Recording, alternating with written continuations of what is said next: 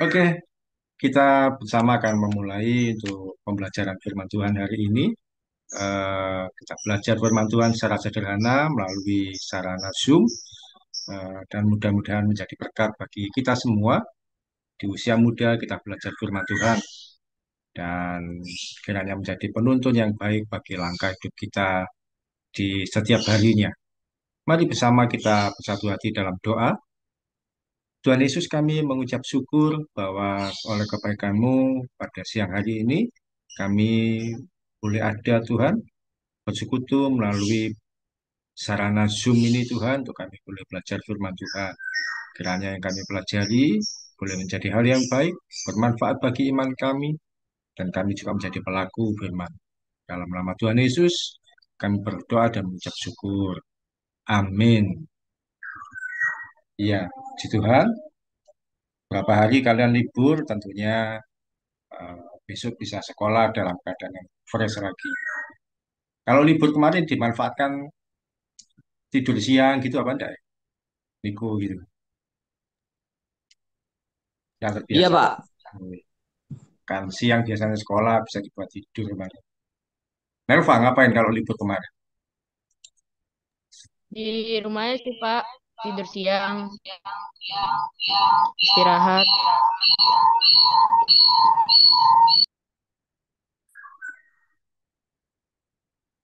Oke,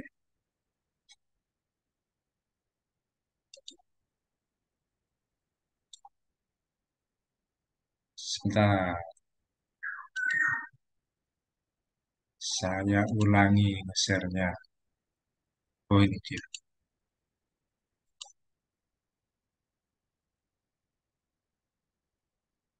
Ya, ini kelihatan ya yang saya sharekan ini ya, PDF ini ya. Kelihatan, Pak. Oke. Ya, hari ini kita lanjutkan mengenai pembelajaran doa Bapa kami. Kita sampai di poin yang keempat. Ya, ini yang keempat.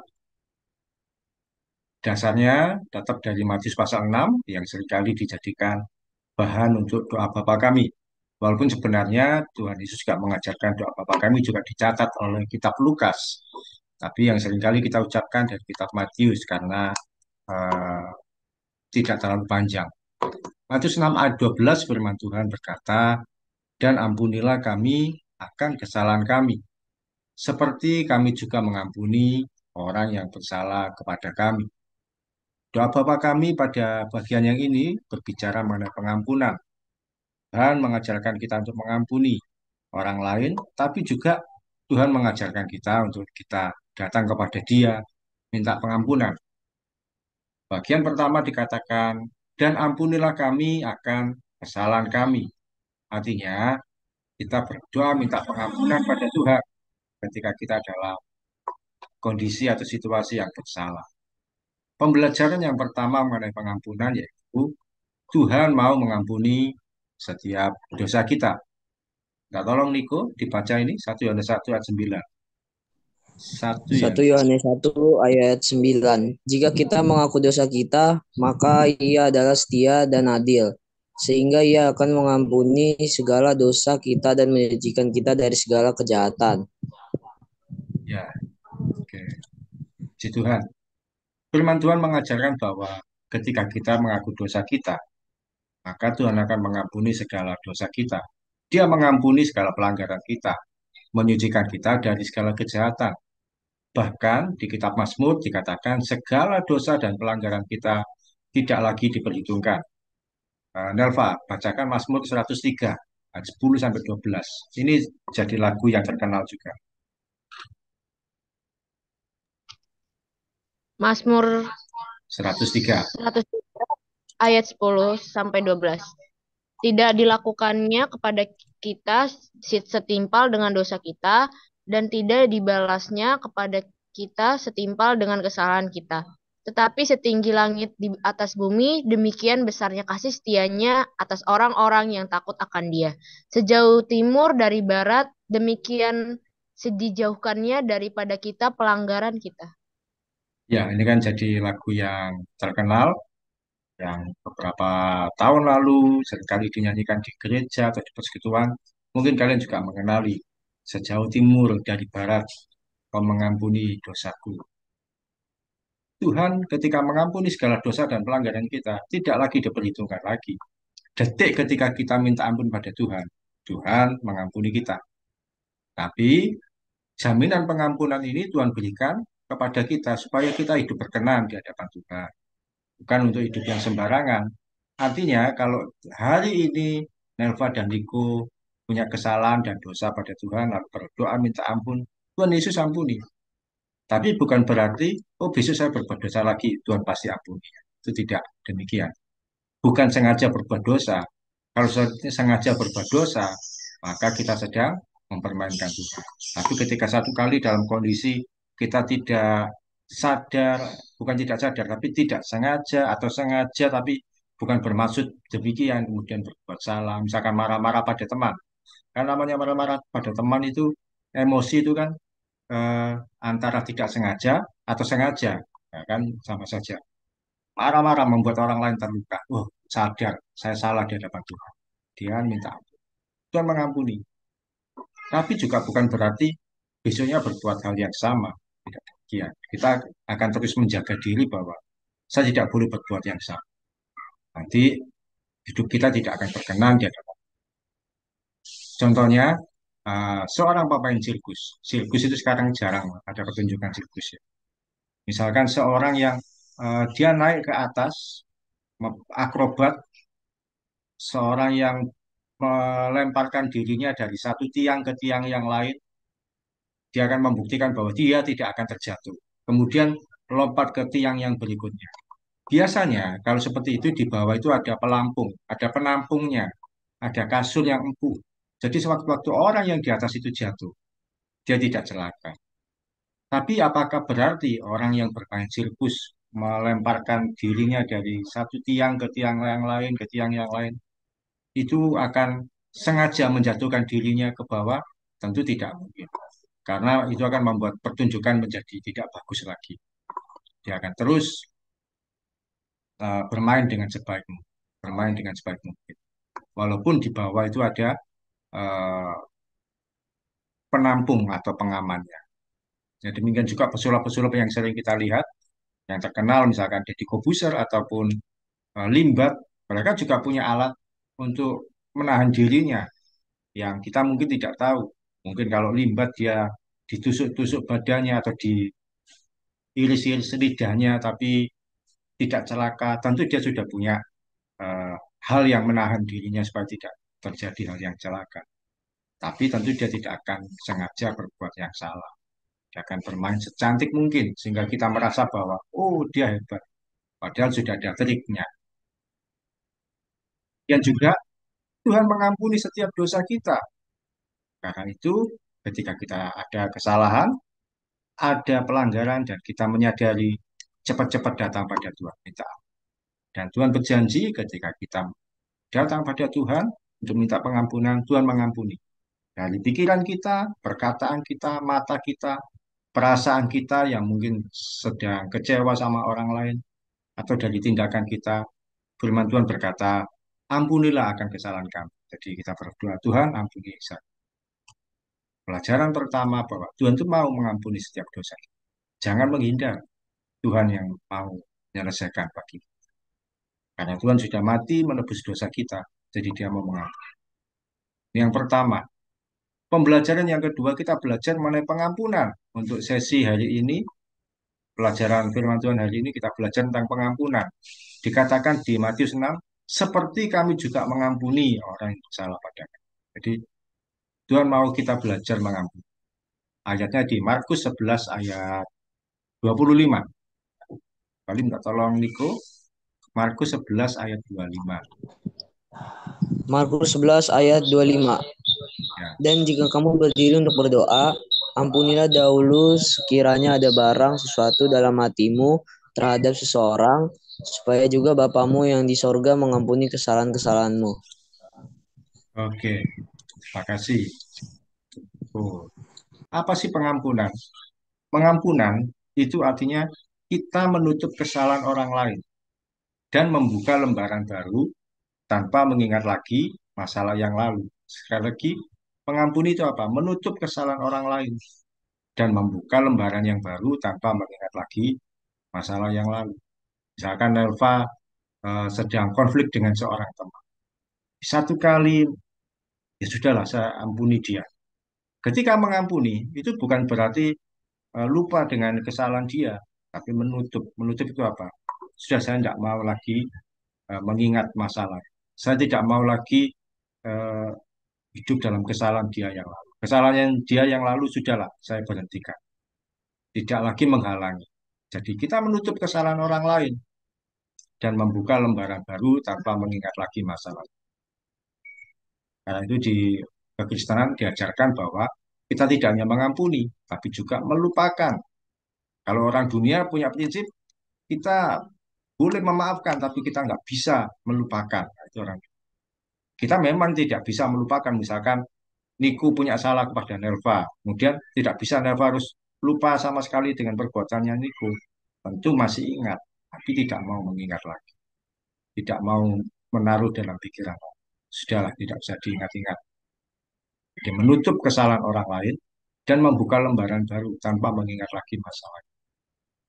Yang kita ampuni itu orangnya, kesalahannya kita buang. Firman Tuhan mengajarkan bahwa ketika kita tidak mengampuni kesalahan orang lain, doa kita pun terhalang. Di Markus 11 kan begitu. Kalau mau berdoa terus ingat, ada kita belum mengampuni orang lain, kita ampuni dulu orang.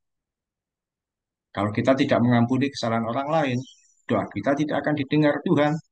Di sisi lain, Tuhan juga tidak akan mengampuni kesalahan. Setiap kita tentu punya luka hati yang diakibatkan pelakuan orang lain. Bisa jadi kita mengalami diejek, dihina, ya kalau istilah sekarang dibully, dilecehkan, diremehkan, atau diabaikan. Diabaikan itu sudah nggak dianggap lagi. Ada apa-apa nggak diajak, dan sebagainya. Perbuatan orang lain yang tidak menyenangkan bagi kita tentu menimbulkan luka dalam hati kita. Kita bisa sakit hati, kecewa, tertolak, dan trauma. Kita tidak bisa mengampuni dengan kekuatan sendiri karena terlalu lama sakit itu terjadi di hati kita. Minta Tuhan memberikan kekuatan dan supaya kita bisa mengampuni orang lain tanpa hati yang berat. Tuhan, berikan saya kemampuan untuk mengampuni teman saya ini, Tuhan. Dia sudah memfitnah saya, membohongi saya, menipu saya. Minta kemampuan saya untuk mengampuni. Karena kita nggak bisa mengampuni dengan kekuatan sendiri, karena pasti akan jatuh. Kalau belum bisa mengampuni secara langsung, langkah awal ampuni melalui doa. Kita berdoa, Tuhan, saya mengampuni kesalahan eh, teman saya ini. Lewat doa, sebutkan. Kalau memang belum bisa bertemu secara langsung. Minta Tuhan berikan kemampuan. Percayalah, ketika kita mengampuni orang lain, Tuhan juga mengampuni kita dan berkat-berkat akan diberikan. Doa kita yang selama ini mungkin lama tidak terjawab, ternyata itu karena ada kita belum mengampuni orang lain. Kalau kita sudah mengampuni orang lain, akan terselesaikan. Kita akan mengalami kelegaan. Pembelajaran pertama yaitu bahwa Tuhan mau mengampuni setiap dosa kita. Ada kesalahan, ada pelanggaran, jangan takut datang pada Tuhan. Bukan seperti satpam atau keamanan yang siap menghukum kita. Salah dihukum tidak. Dia mau mengampuni dan menerima. Yang kedua, belajar untuk mengampuni orang. Karena mengampuni atau memaafkan itu menutup kesalahan orang lain dan membuka lembaran baru. Dan yang ketiga, ini yang agak panjang akan saya sampaikan. Mengapa perlu mengampuni? Mengapa kita perlu mengampuni orang yang bersalah pada kita? Ada beberapa alasan. Yang pertama, mengampuni itu menguntungkan kita. Kalau misalkan Niko atau Nelva masih menyimpan luka, maka akan menjadi seperti orang yang kemanapun pergi membawa beban. Orang bawa beban itu seperti orang bawa tas yang berat. Dilepaskan itu tidak mau. Tapi ketika mengampuni, itu rasanya lega. Contohnya misalkan Niko punya teman di sekolah yang kamu misalkan benci sekali dengan. Mau makan di kantin, oh ketemu dia. Mau ngomong sesuatu ke orang lain, ada anak itu. Kita mau menghindar terus. Rasanya kan tidak menyenangkan. Tapi ketika memutuskan mengampuni, mungkin dia yang bersalah, membuat hati kita luka. Kita ngomong, sudahlah saya maafkan kamu ya. Soal bagaimana dia itu urusan dia. Tapi Diko sudah punya hati yang itu kan menguntungkan. Mau kemanapun ketemu orang ini tidak ada masalah. Mau pergi kemanapun ketemu dia atau satu kelompok sekalipun tidak ada masalah. Mengampuni itu menguntungkan kita secara emosional. Kita mengalami kelepasan, mengalami kelegaan. Coba kalau orang tidak bisa mengampuni, kemana-mana akan terus menghindar, kemana-mana akan terus sembunyi. Dan yang kedua, mengapa perlu mengampuni? Mengampuni itu perintahnya Tuhan. Firman Tuhan berkata, kalau kita tidak mengampuni kesalahan orang lain, Bapa di surga juga tidak akan mengampuni kesalahan kita. Nah, itu kan susah nanti. Bagaimana bisa kita berdoa, Tuhan ampuni saya, dosa saya. Ya Tuhan tentu nggak mau mengampuni. Lah, kepada saudaramu belum diampuni. Jadi mengampuni adalah perintah Tuhan. Di Matius 6 juga dikatakan, ketika kita mengampuni orang lain, Tuhan juga mengampuni. Dan yang ketiga, mengapa perlu mengampuni? Mengampuni adalah keputusan. Mengampuni atau maafkan itu bukan perasaan. Kalau perasaannya sedang enak, sedang baik, moodnya baik, enak, maka mengampuni. Tidak, tapi keputusan. Saya harus mengampuni. Apapun kesalahan dia, saya mengampuni. Pengampunan bukan keputusan yang pilihannya mau atau tidak, tapi kita harus mengampuni. Seberapapun sakitnya, kecewanya, lukanya, kita harus mengampuni. Mungkin di sampai usia kalian remaja sekarang ini 16 tahun atau hampir 17, kalian juga sudah mengalami situasi-situasi yang tidak menyenangkan. Nanti semakin bertambah usia, akan semakin banyak bertambah bertemu dengan orang-orang dan hal peristiwa yang tidak menyenangkan. Kalau kita tidak bisa mengampuni, kita akan kesulitan menjalani kehidupan. Karena hidup ini keras, akan ada banyak orang-orang yang tidak suka dengan kita, yang menyakiti hati kita. Mungkin lingkungan pertemanan, lingkungan di gereja sekalipun juga bisa mengecewakan. Bahkan ketika di pekerjaan, kita akan menemukan situasi yang tidak menyenangkan lebih lanjut. Belajar untuk bisa mengampuni. Mengampuni bukan berarti menyetujui perbuatan yang salah. Perbuatan orang kalau salah tetap salah. Tidak bisa dianggap sepele dengan mengabaikan perbuatan itu menjadi dianggap benar. Misalkan satu kali, Niko berbohong pada Nelva. Nah, terus Nelva, ya sudah saya mengampuni dia. Tapi bukan berarti yang bohongnya itu dianggap jadi benar, tidak. Tapi yang salah tetap salah, tapi kita sudah mengampuni. Tak tolong Nelva, baca Yesaya 5 ayat 20. Celakalah mereka yang menyebutkan kejahatan itu baik dan kebaikan itu jahat, yang mengubah kegelapan menjadi terang dan terang menjadi kegelapan, yang mengubah pahit menjadi manis dan manis menjadi pahit. Iya, firman Tuhan mengatakan bahwa yang jahat itu ya tetap jahat. Tidak bisa yang jahat dianggap baik. Atau kegelapan dianggap menjadi terang. Yang pahit jadi manis. Tidak bisa. Jadi semua perbuatan, ya memang demikian adanya. Tapi kita mengampuni orangnya. Kesalahan tetap kesalahan. Tidak berarti kalau mengampuni menyetujui perbuatan yang salah. Ya sudahlah, kamu bohong yang lalu itu, ya situ tidak apa-apa. Tidak demikian. Tapi kita bisa berkata bahwa yang lalu kamu pernah berbohong pada saya. Tolong jangan diulangi. Nah, kalau seperti itu kan berarti bohongnya tetap salah. Tapi kita minta supaya tidak diulangi. Misalkan saja, eh, kan sering terjadi kasus orang itu mencuri di Alfamaret atau Indomaret. Ketahuan, ya, ternyata untuk eh, menutupi keluarganya yang sedang lapar, tapi nggak punya uang untuk beli sesuatu. Jadi ambil barang di swalayan, ketahuan kasirnya, dihukum, terus ngomong, "Pak, ini karena kami sedang lapar." Nggak punya uang." Ya, mungkin orang lain akhirnya memaafkan, mengampuni. Ya sudah, kita mengampuni, tidak diproses ke polisi. Tapi apakah berarti tindakannya itu benar? Ya tentu tidak. Bukan berarti boleh kalau lapar mengambil barang di Alfamaret atau Indomaret, tentu tidak. Dia mungkin dibantu dia, dimaafkan, tapi tidak boleh diulangi. Kemudian mengampuni bukan berarti menganggap kesalahan itu tidak pernah terjadi. Dia berkata, ya sudahlah, kamu saya ampuni, yang lalu kita anggap tidak terjadi. Tidak juga. Kesalahannya tetap ada, tapi kita mengampuni orang. Raja Daud ketika dia berbuat dosa, kita tahu kesalahan dia begitu parah, dia ambil istri orang sampai dibunuh suaminya lewat peperangan yaitu Uria. Tapi satu kali dia ditegur oleh seorang nabi, yaitu Nabi Nathan. Dia minta ampun pada Tuhan untuk kesalahan. Tuhan memang mengampuni, tapi dia menanggung resikonya apa? Anaknya mati hasil hubungannya dengan Batseba. Bukan yang Salomo, ada lagi anak yang sebelumnya. Itu sakit kemudian meninggal. Jadi kesalahan itu tetap ada, tapi Tuhan mengampuni dia. Sehingga Daud pun menanggung resiko. Jadi kalau melakukan suatu kesalahan dan kita minta ampun pada Tuhan, Tuhan memang mengampuni kita.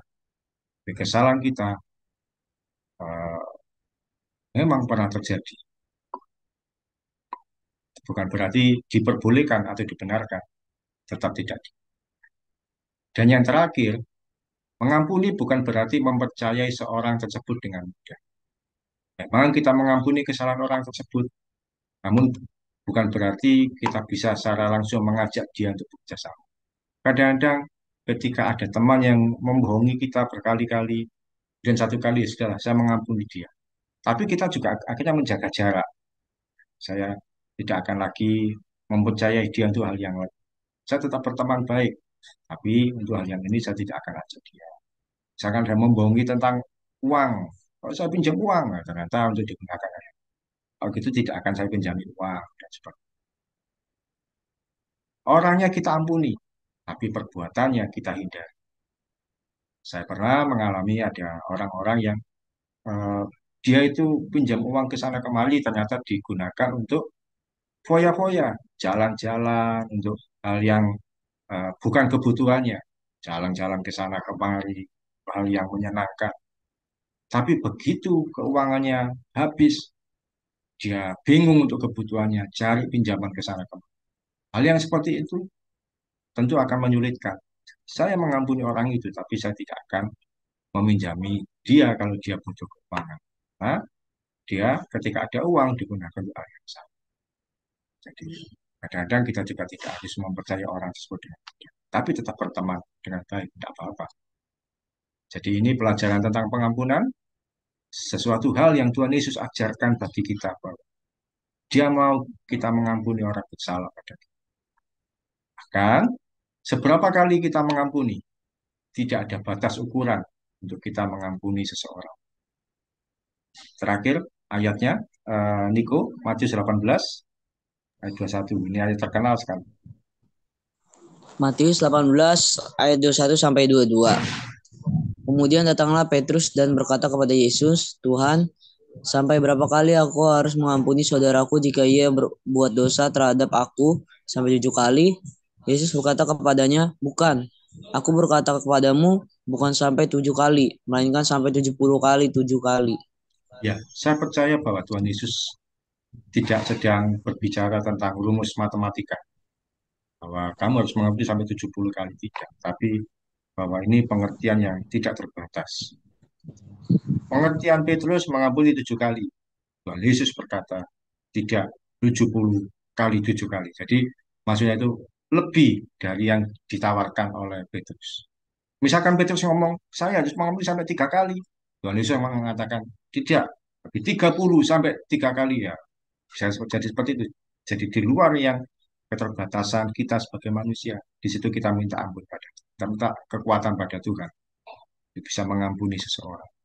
Di luar yang mungkin kita dunia tak bayangkan, di luar yang dunia tawarkan, di luar yang dunia paham.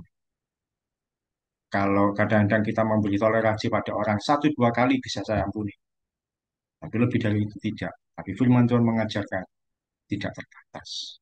Karena itu Tuhan Yesus melipat gandakan yang disampaikan oleh Petrus. Bukan 7 kali, tapi 70 kali 7 kali. Berarti kan untuk hitungan yang besar, tidak terbatas. Oke, itu sharing firman Tuhan kita hari ini tentang pengampunan. Saya berdoa, berharap kalian bisa mengerti, memahami, dan menjadi pelaku firman Tuhan. Untuk mengampuni orang lain. Mengampuni ini tidak mudah. Apalagi kalau yang melakukan adalah orang yang dekat dengan kita. Dan kita harus mengampuni. Hari ini sharingnya adalah, pernahkah Niko dan Elva mengalami situasi sulit untuk mengampuni kesalahan seseorang? Pada siapa dan apa yang dilakukan? Lalu apakah sudah pernah mengampuni dan apa? Elva, pernah nggak kamu merasa bahwa ada situasi kamu itu susah untuk mengampuni seseorang karena dia melakukan sesuatu tindakan? Pernah sih Pak. Dulu pernah ada temen yang kayak dia tuh kalau ngatain tuh benar-benar ngatainnya tuh benar langsung kayak bawa-bawa orang tua keluarga gitu. Terus kayak pasti sakit hati lah gitu kan kalau udah ngatainnya kayak gitu. Tapi ya buat mengampuni dia juga gak butuh waktu yang lama banget juga sih, kayak mikirnya ya udahlah gitu kan, gak baik juga nyimpen apa kesalahan orang lama-lama terus dendam sama orang lama-lama, karena buat apa juga kalau kita selalu ingat oh itu gitu, lebih baik kita maafin gitu kan, biar nggak jadi Sudah, akar kepahitan juga kita sendiri. sudah memaafkan dia.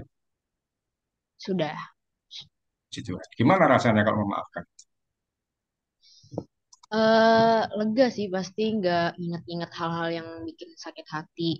Selain itu kan juga pasti banyak lagi orang-orang yang apa yang lebih bakal nyakitin. Tapi ya kita harus bisa lah yang namanya mengontrol diri kita untuk bisa memaafkan, mengampuni, nggak harus selalu nyimpen kesalahan-kesalahan orang atau rasa sakit yang pernah orang kasih ke kita gitu kan. Kadang kan nggak baik juga kita nyimpen rasa sakit lama-lama gitu.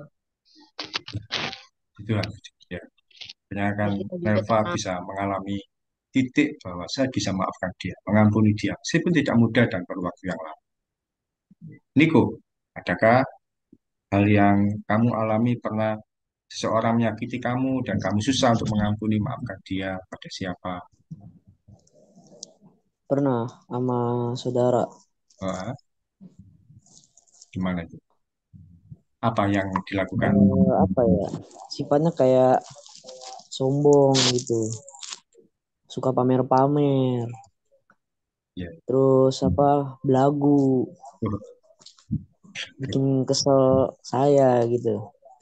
ya, Terus kalau soal dimaafin sih belum sih sebenarnya. ya, ya kita nanti akan berdoa untuk supaya Tuhan berikan kekuatan dan kemampuan. Memang ketika kita memaafkan atau mengampuni, bukan berarti kita lupa semua dengan yang dia lakukan. Bukan berarti Nelva terus lupa dengan yang pernah dia lakukan. Buktinya masih tahu, masih ingat bahwa, oh dulu saya pernah dikata-katain, orang tua saya sampai diomong-omongin, sampai diejek dan sebagainya. Ini kan juga Niko, mungkin masih ingat, seperti pamer-pameri, ya, disombong-sombong dan sebagainya. Kita tentu tidak lupa, tapi ketika kita mengampuni, kita akhirnya tidak mau mengingat-ingat lagi. Sudah menutup kesalahan dia sampai di sini. Jadi tidak mau lagi mengingat kesalahan dia. Oh, dia lo dulu pernah begini. Sudah, itu kan masa lalu. Kita memutuskan seperti itu. Kalau di dalam pikiran ada timbul, oh bukankah dia itu yang seperti ini sama kamu? Ya, itu kan di waktu yang lalu. Jadi kita belajar untuk melepaskan pengampunan sehingga kita jadi orang yang merdeka. Bebas. Oke ya, kita akan tutup dalam doa. Saya akan berdoa buat kalian. Mari kita bersatu hati dalam doa. Tuhan Yesus, hamba berdoa untuk sharing firman Tuhan yang boleh kami terima tentang mengampuni itu. Kami tahu ini tidak mudah. Kami tahu ini sesuatu yang sulit untuk kami lakukan sebagai manusia. Kadang bertemu dengan orang yang menyakiti hati kami, bertemu dengan seseorang yang melukai hati kami.